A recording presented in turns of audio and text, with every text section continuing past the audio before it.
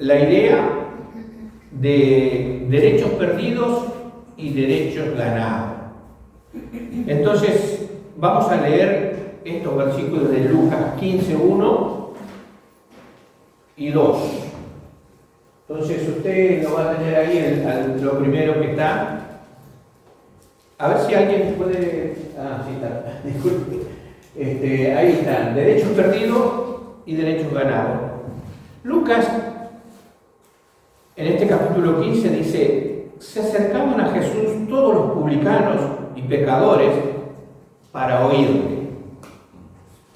Y los fariseos y los escribas murmuraban diciendo: este a los pecadores recibe y con ellos come. Este párrafo, o estos dos versículos, nos habla de un grupo de personas. Los publicanos y pecadores y los fariseos y los escribas. Unos venían a escuchar y los otros, los fariseos y los escribas, venían a murmurar, a criticar por qué Jesús recibía a pecadores y a publicanos. Ellos murmuraban, pero perdían lo más valioso, que era escuchar las enseñanzas de Jesús. Esta situación surge de una situación donde la crítica era muy fuerte por lo que Jesús hacía. Entonces, lo que hace Jesús es comienza a hablarles con parábolas. Y de allí surgen tres parábolas. La parábola de la oveja perdida, la parábola de la moneda perdida y la parábola del hijo pródigo. Entonces, el énfasis que tienen estas tres parábolas específicamente es de lo que se perdió y de lo que fue hallado. Se perdió una oveja y el pastor la halló. Se perdió una moneda y la mujer buscó hasta que la encontró. Se perdió un hijo y el padre esperó su regreso. Entonces, tiene un solo matiz de idea cuando las parábolas se refieren a que algo se perdió y algo tiene que ser hallado. Entonces, en nuestra vida podemos decir, nosotros también perdemos cosas. Y a veces esa pérdida puede ser que en algún momento lo hallemos o no lo hallemos porque se perdió y no sabemos dónde está. ¿Cuántas cosas hemos perdido? Hay circunstancias donde las pérdidas son muy grandes. A veces son materiales y a veces tienen que ver con los sentimientos. Entonces, cuando pensamos en lo que perdemos y también en lo que nosotros tenemos y podemos perder, no nos damos cuenta que no disfrutamos de lo que tenemos. Porque tenemos temor de perderlo o porque hemos perdido algunas cosas. Entonces, cuando tenemos esa circunstancia, esta parábola nos va a ayudar a entender un poco de que las pérdidas no vienen por sí solas, sino porque hay circunstancias que las movilizan. Entonces, la parábola del hijo pródigo, ese título que se le puso, yo mayormente nunca estuve de acuerdo. O sea, está la parábola de la oveja perdida, de la moneda perdida, y para mí el título debiera ser la parábola del hijo perdido. La parábola del hijo perdido. Así que ahí tenemos el segundo line que está hablando justamente del hijo perdido. Y esto tiene un razonamiento más profundo porque está hablando no de la hacienda o de bienes, ni está hablando de una cuestión monetaria, sino está hablando de sentimientos. Está hablando de un hijo y está hablando de sentimientos.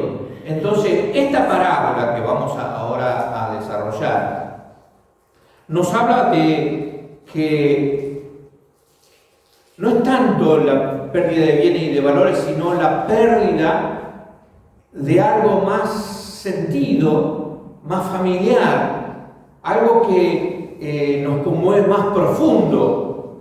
Por eso queremos tomar este tiempo de la parábola del hijo pródigo o del hijo perdido y mostrar cuáles fueron esos derechos que ese hijo perdió según la parábola, porque allí es donde nos muestra que aquí hay derechos perdidos y hay derechos ganados. Entonces nosotros podemos mirar al hijo pródigo o al hijo perdido como nuestra vida delante de nuestro Padre Celestial. Si vamos a estar hablando de la parábola, pero lo vamos a mirar desde ese ángulo para que nos sirva a nosotros como hijos de Dios. Entonces vamos a leer ahora sí Lucas capítulo 15 y primero vamos a leer hasta el 17 y después pasamos y leemos lo que sigue. Dice Lucas 15, versículo 11, también dijo: un hombre tenía 2 hijos, y el menor de ellos dijo a su padre: Padre, dame parte de los bienes que me corresponde, y le repartió los bienes. No muchos días después, juntándolo todo el hijo menor, se fue lejos a una provincia apartada, y allí desperdició sus bienes viviendo perdidamente. Y cuando lo hubo malgastado, vino una gran hambre en aquella provincia y comenzó a faltarle. Y fue que se arrimó a uno de los ciudadanos de aquella tierra, el cual le envió a su hacienda para que apacentara cerdos. Y deseaba llenar su vientre de las algarrobas que comían los cerdos, pero nadie le daba. Y volviendo en sí, dijo: ¿cuántos jornaleros en casa de mi padre tienen abundancia de pan? Y aquí yo perezco de hambre. En la otra parte, del 18 al 24, dice: me levantaré e iré a mi padre y le diré: Padre, he pecado contra el cielo y contra ti. Ya no soy digno de ser llamado tu hijo. Hazme como uno de tus jornaleros. Y levantándose vino a su padre, y cuando aún estaba lejos, lo vio su padre y fue movido a misericordia, y corrió y se echó sobre su cuello y le besó. Y el hijo dijo: Padre, he pecado contra el cielo y contra ti, ya no soy digno de ser llamado tu hijo. Pero el padre dijo a sus siervos: sacad el mejor vestido y vestidle, y poned un anillo en su mano y el calzado en sus pies, y traed el becerro gordo y matadlo, y comamos y hagamos fiesta. Porque este mi hijo muerto era y ha revivido, se había perdido y es hallado, y comenzaron a regocijarse. En estos párrafos que hemos leído, nos relata toda una circunstancia familiar y todo lo que pasó este joven. Y yo quiero resumirlo, digamos, parafraseando un poquito este relato. Es que este padre tenía 2 hijos, el menor le pidió parte de la herencia y él se las repartió. y se fue a otro país, digamos, algo alejado de donde estaba. Gastó todas las riquezas que tenía, malgastándola, desperdiciándola, viviendo perdidamente. Hasta que al final no tenía ni lo necesario para comer. Entonces, cuando él se encontraba allí, se acercó a un extranjero, a alguien que no conocía, y lo mandó a cuidar cerdo. Y en esa circunstancia comenzó a recapacitar y dijo: voy a volver con mi padre porque allí hay comida de sobra. Cuando se acerca a su casa, su padre lo ve y corre y lo abraza y lo tiene en su brazo y está contento de que haber llegado a la casa de él y hace una celebración. Pero dice, y el hijo menor, el hijo mayor, que tenía el derecho también a la herencia, se enojó. Entonces, ¿por qué dice desperdició todo? Y muchos de nosotros podemos decir, sí, la verdad que tenía razón. Como muchos dicen, esta es la oveja negra de la casa.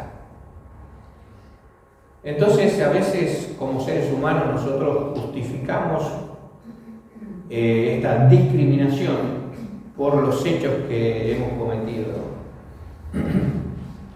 Y yo pensaba, mientras miraba la actitud del padre, la actitud del hijo y la circunstancia que había pasado este joven, ¿cómo es el amor de Dios?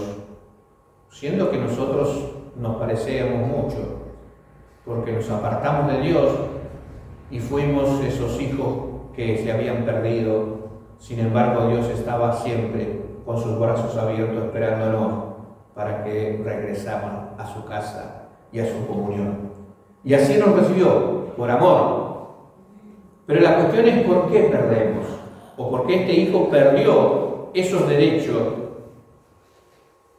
Y veremos por qué circunstancias los perdió.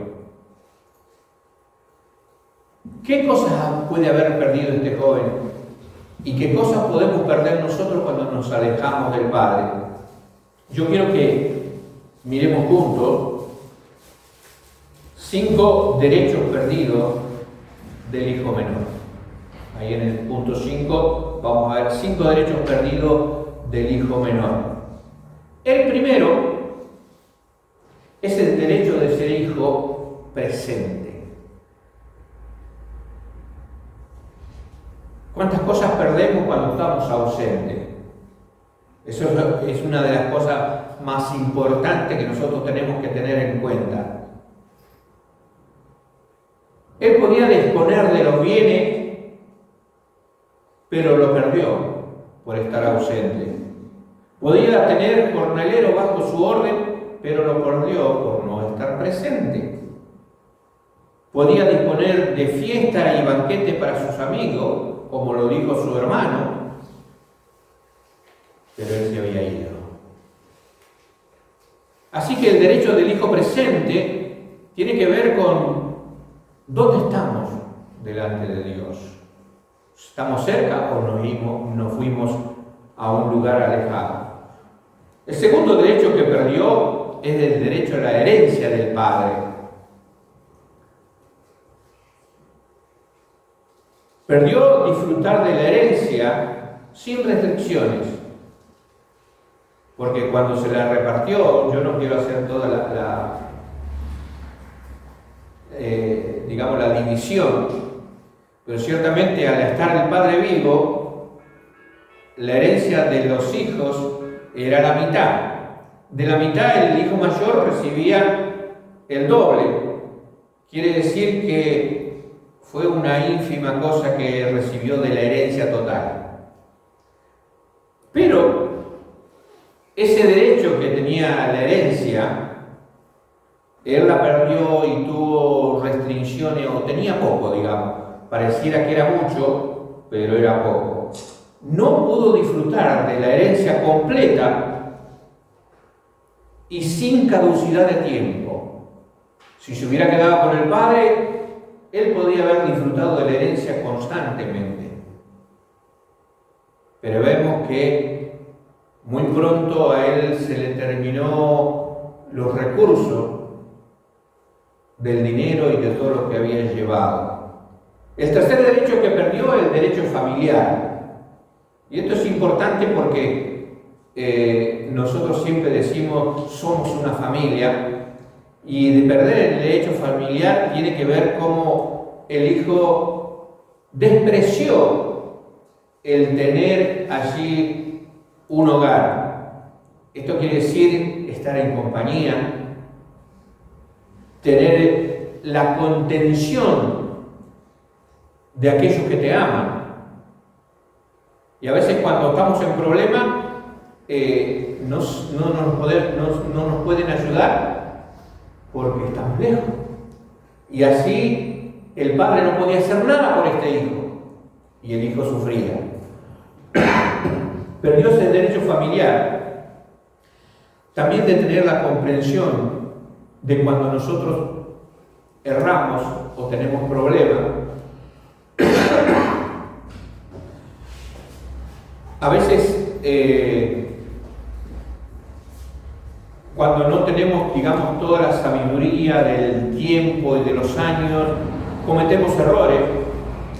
Pero en la familia uno puede comprender.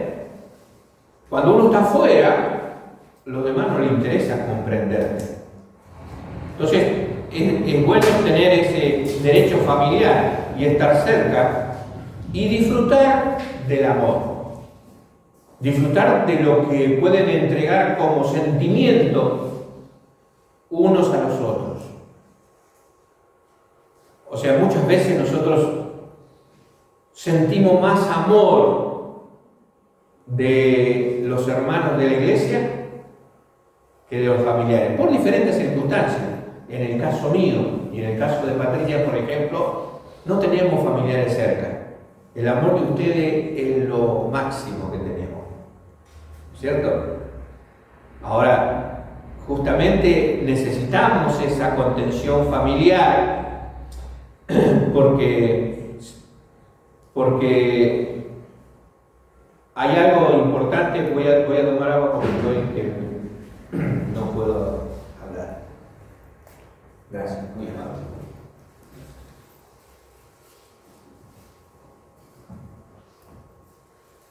Entonces, el derecho familiar que este joven había perdido. El cuarto es el derecho al hogar o al lugar. ¿No? Eso es importante también. Un lugar donde nosotros podemos sentirnos que pertenecemos a ese lugar. A veces la adaptación al lugar es difícil. Nosotros que hemos cambiado en diferentes lugares, aún en las casas que hemos vivido, nos cuesta adaptarnos al lugar. Pero también cuando estamos con la iglesia, cuesta un poquito adaptarse a los hermanos, porque no los conocemos, porque no sabemos sus formas, sus reacciones. Entonces, cuando nosotros perdemos el derecho al lugar y al hogar, no sentimos ese sentido de pertenencia. Estamos en cualquier lugar, pero no sentimos como que estamos cubiertos o que tenemos un lugar y que pertenecemos a ese lugar. El derecho al lugar es también que te da la seguridad de que vos podés estar cubierto, seguro, sin problema. Entonces, hay un lugar, que es el hogar, que es la iglesia para nosotros, donde nosotros podemos tener esa seguridad, esa pertenencia, y es el lugar donde nosotros podemos desarrollarnos, que podemos hacer diferentes cosas, que podemos arreglarla, que podemos querer, digamos, funcionar con todo lo que está allí. sabemos dónde están cada cosa y cómo la podemos utilizar. Y también el hogar nos habla de la cercanía del auxilio. Estamos allí y seguramente que ahí nos van a auxiliar cuando tengamos alguna dificultad, algún problema. El quinto derecho que perdió este hijo fue el derecho a las cosas más esenciales.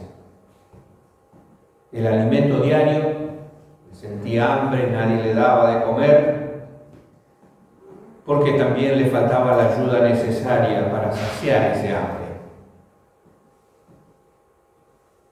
Cuando uno llega a la casa, sabe que puede saciar su hambre o su sed. Y sabe que alguien le puede ayudar. Ahora este joven tenía hambre y quería comer hasta lo que los cerdos estaban comiendo. Pero dice, y nadie le daba. No se lo permitían. Entonces allí es cuando uno pierde cosas esenciales y comienza a desvariar y decir, pero ¿qué me pasa? Tan malo soy, y comienza su cabeza a pensar diferentes tipos de cosas y pierde la razón, la cordura, la lógica,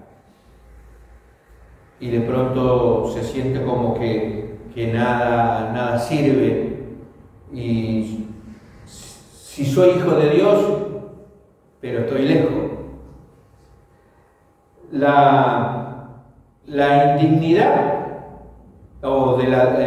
pasamos de la dignidad que teníamos con el Padre como hijo a ser indignos porque no somos hijos de nadie, estamos fuera, estamos lejos de aquello que Dios quiere. Así que los derechos esenciales perdidos por este hijo hace que se encuentre en esa situación. Aunque él reclamó lo que le pertenecía, no sabía que estaba perdiendo mucho más de lo que se llevaba. ¿Todo esto por qué? Todo esto por sus decisiones. Las decisiones determinan nuestro futuro. Lo que nosotros decidimos va a ser lo que vamos a estar recibiendo hacia adelante.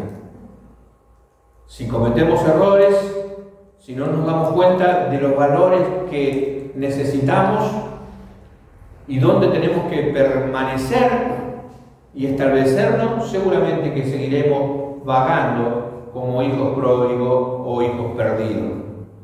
Entonces, él tuvo 5 decisiones equivocadas. Después las vamos a retomar más adelante, pero se las menciono. Dice, dame lo que me corresponde. Dice que lo juntó todo, se fue lejos, desperdició sus bienes y se arrimó a un desconocido. 5 cosas que él decidió y fueron esas 5 cosas totalmente equivocadas. Podríamos nosotros preguntarnos también, ¿por qué tomó estas decisiones? Entonces aquí vamos a estar mirando ahí en el slide 7, ¿por qué tenía este joven un corazón infeliz? A veces cuando nuestro corazón no está satisfecho, es incapaz de disfrutar lo que tiene, es incapaz de contentarse con lo que puede llegar a disfrutar. Y este joven tenía mucho con el Padre. Entonces un corazón insatisfecho, un corazón infeliz, es un corazón que no se satisface con nada. La ley de contentamiento es una ley que tiene que ver con la economía, por eso le decía lo de Andrés Panayú. La ley del contentamiento tiene que ver con Ser feliz en el lugar económico que Dios te ha puesto. Ser feliz con lo que tiene. La ley de contentamiento es que uno está feliz y satisfecho de lo que Dios le ha dado. No es conformismo, sino así como el Señor nos da, el Señor también nos puede quitar. Entonces, saber estar satisfecho. En 1 Timoteo 6:8 dice así que teniendo sustento y abrigo, estemos contentos con esto. En Filipenses 4:11 dice, no lo digo porque tenga escasez, pues he aprendido a contentarme cualquiera sea mi situación. Entonces el contentamiento es algo que se aprende. La ley del contentamiento es aquella que el Espíritu de Dios nos da y nos fortalece internamente para que no tengamos un corazón infeliz, que no nos sintamos gozosos de lo que tenemos y no aprendamos a disfrutar lo que tenemos. En el Ray 8 dice que este joven tenía un alma impaciente. Fíjense que tiene que ver con una cuestión económica, pero también tiene que ver con la vida. La ley de la gratificación diferida. La ley de gratificación diferida es no gastar más para estar mejor después. O sea, no gastar lo que no tenés porque no lo tenés. Y a veces la tarjeta, los créditos, hacen que nosotros satisfagamos las cosas ahí y ahora. Y entonces nuestro impulso, el deseo de tener, y a veces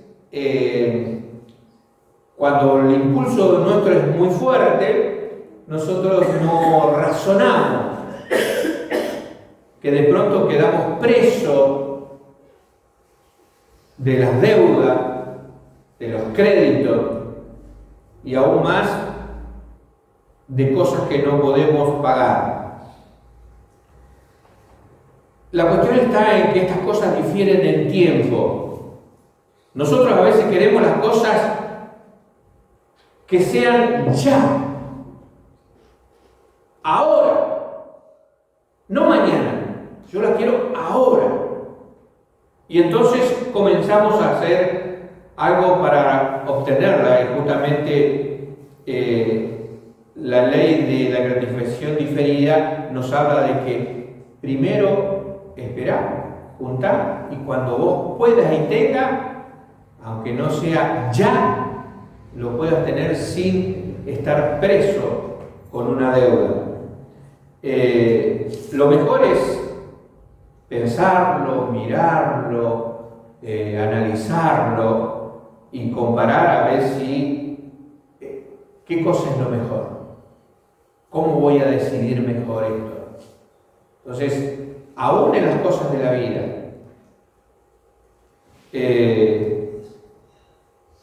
a veces nosotros no nos damos cuenta que queremos las cosas enseguida. Y ponemos a pensar de que de pronto necesitas un poco de práctica en algunas cosas. Vamos a decir, ¿usted quiere ser médico? ¿Puede hacerlo ya? No. Tiene que esperar su tiempo de estudio, de desarrollo. Pero a veces nosotros queremos satisfacer nuestro deseo de decir, no, pero yo quiero tener un título. Y entonces voy y lo compro. Y ahí comienzan las malas decisiones. Yo digo que voy y lo compro porque yo tengo muchos conocidos míos en mi tiempo, de la edad mía, que teniendo 22, 23 años, eran abogados, doctores, porque fraguaban los títulos en un tiempo difícil de la historia de la Argentina, porque así fue. No quiero seguir contando el tema, pero la cuestión es así: la gente quiere las cosas ya y no pueden ser así. Entonces, el alma impaciente tiene ese problema. Filipenses 4:6 dice: porque por nada estéis afanosos, si no sean conocidas vuestras peticiones delante de Dios en toda oración y ruego, con acción de gracia. En nada estéis afanosos. Cualquier cosa que vos necesites, decile a tu Padre. Si es que está cerca, si es que no sos un hijo perdido que se ha ido lejos. Mateo 6:31 dice: no os afanéis, pues diciendo, ¿qué comeremos o qué vestiremos? El Señor es el que tiene cuidado de cada uno de nosotros. Y nosotros no tenemos que tener un alma impaciente, tenemos que esperar en Él. En el Act 9 dice que este joven tenía un espíritu independiente. El espíritu independiente tiene, digamos, como consecuencia que tiene que pagar un costo por transigir. En especial cuando se trata de la palabra de Dios. Ese precio es la pérdida de la paz con Dios y la comunión con Él. Cuando nosotros queremos hacer lo que se nos ocurre y lo que se nos da la gana, y decimos, pero yo tengo libre albedrío, yo puedo elegir, puedo hacer lo que se me da la gana. Todo me es lícito, pero no todo me conviene. Y entonces tenemos que aprender de la ley de la dirección sabia, de buscar que seamos dirigidos por el Espíritu de Dios, de personas que gocen de la facultad que el Espíritu Santo da de la santidad y la sabiduría. Romanos 1:28 dice: y como ellos no aprobaron tener en cuenta a Dios, Dios nos entregó una mente reprobada para hacer cosas que no convienen. Cuando nos alejamos, cuando nos vamos, somos como los inconversos, sin idea, oscuro, haciendo cosas que no convienen, que nos hacen mal, que nos llevan por caminos equivocados. Por eso la ley de la dirección sabia es buscar la sabiduría en Dios, en su palabra, para poder guiarnos.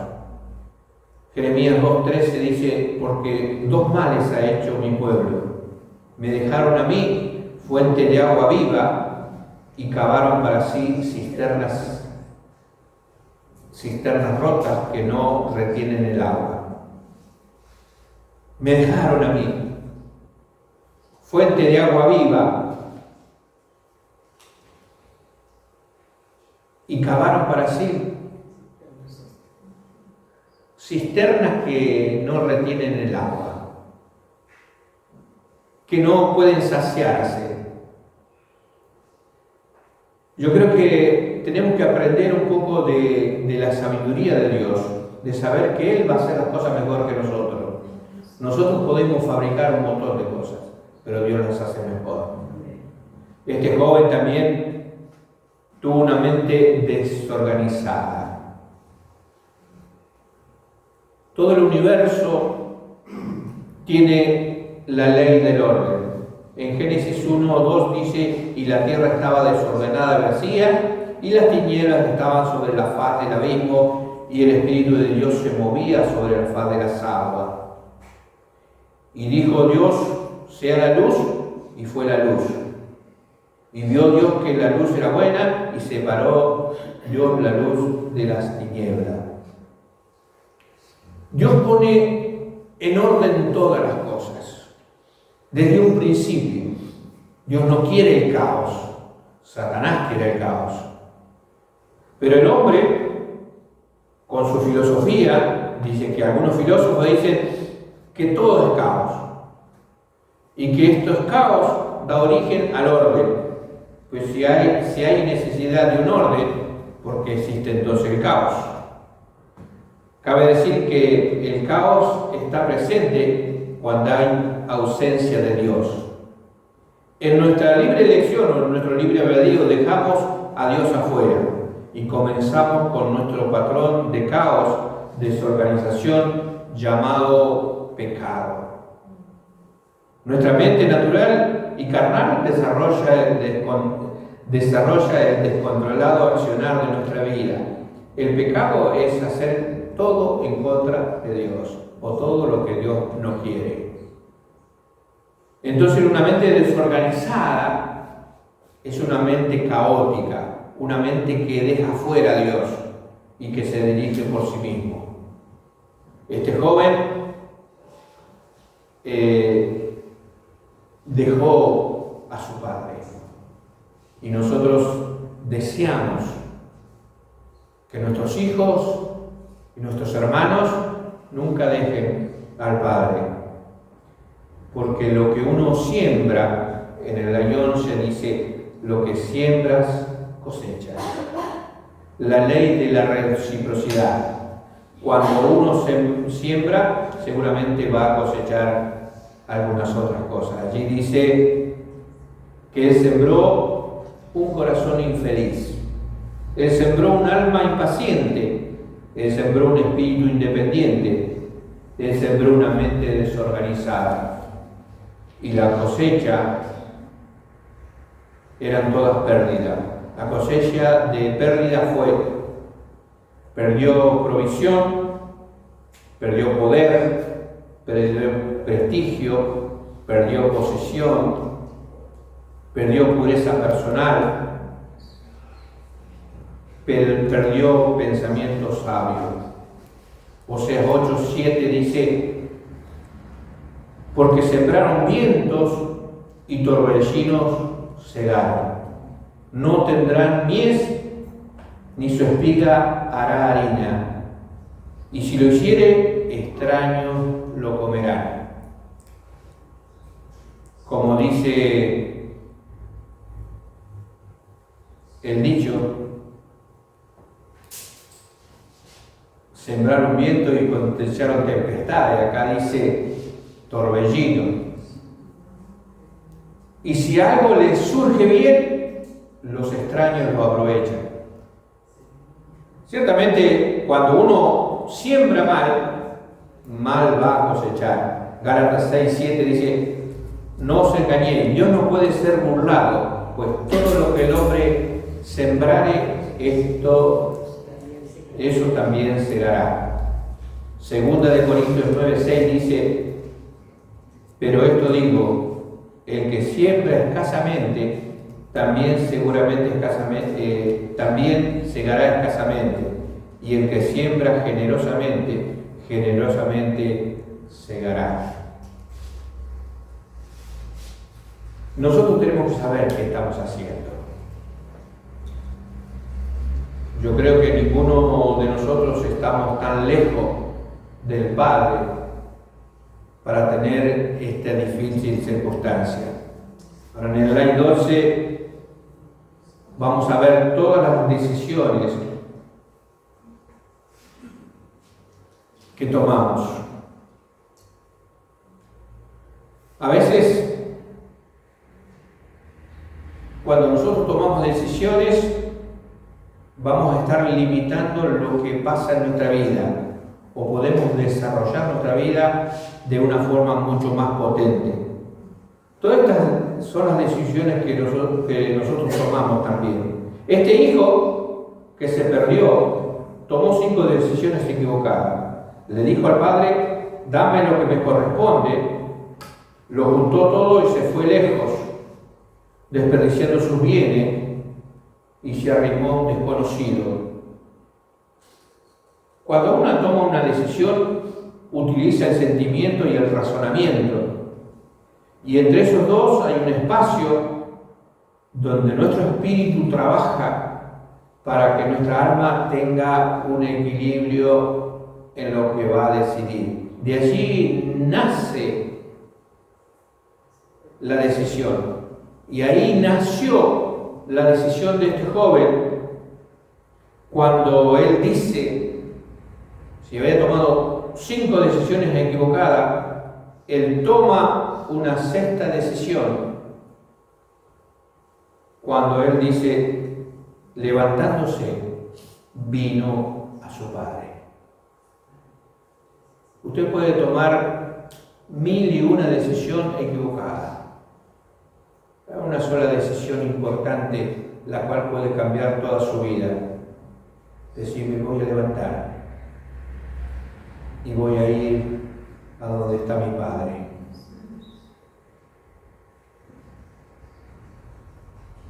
Esa es la decisión de un corazón arrepentido. Ahí en la 14 dice que ese corazón arrepentido tiene la ley del reconocimiento.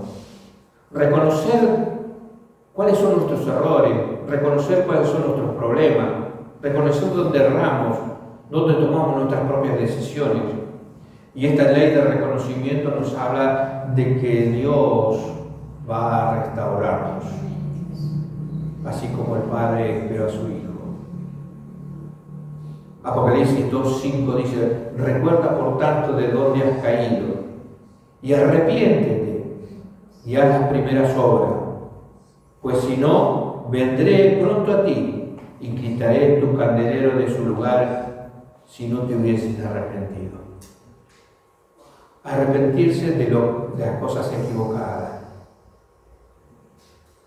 Proverbio 3:5 al 7 dice, fíate de Jehová de todo tu corazón y no te apoyes en tu propia prudencia. Reconócelo en todos tus caminos y Él enderezará tus veredas. No seas sabio en tu propia opinión. Teme a Jehová y apártate del mal.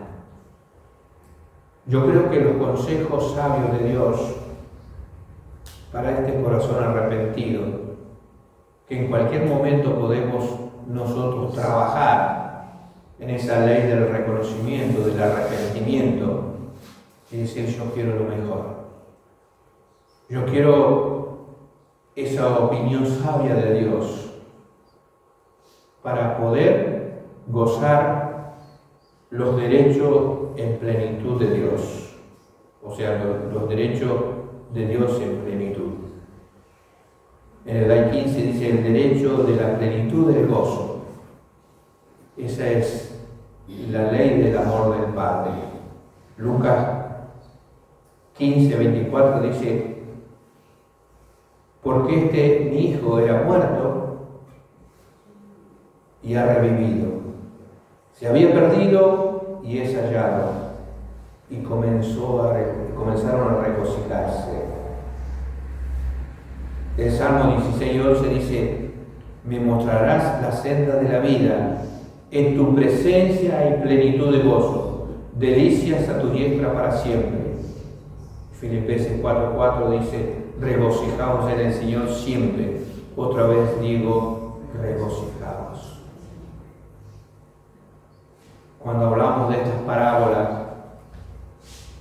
hablando de la oveja perdida, la palabra del Señor dice, hay gozo en los cielos por un pecador que se arrepiente. En la parábola de la moneda perdida, dice, hay gozo delante de los ángeles por un pecador que se arrepiente. En la parábola del hijo perdido, dice que comenzaron todos a regocijarse.